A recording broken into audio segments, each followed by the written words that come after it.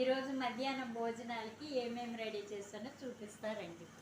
ఇదిగోండి వేడి వేడి వైట్ రైస్, ఇదిగోండి టమాటా పచ్చిమిరపకాయలు పచ్చడి, ఇదిగోండి బెల్లం చారు చేశాను, ఇదిగోండి పప్పు ముద్దపప్పు చేశాను అందులోకి, ఇదిగోండి తోటకూర ఫ్రై చేశాను, ఇదిగోండి అన్ని రకాల పచ్చళ్ళు ఉసిరికాయ మామిడికాయ కారపొడి ఫ్రూట్స్, ఇదిగోండి సలాడ్, ఇదిగోండి ఫ్రూట్స్ సలాడ్.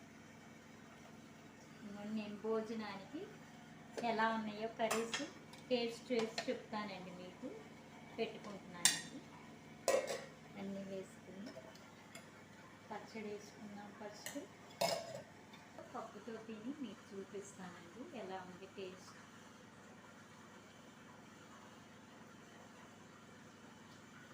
చాలా బాగున్నాయండి కర్రీస్ అన్నీ. తోటకూర కూడా బాగుంది.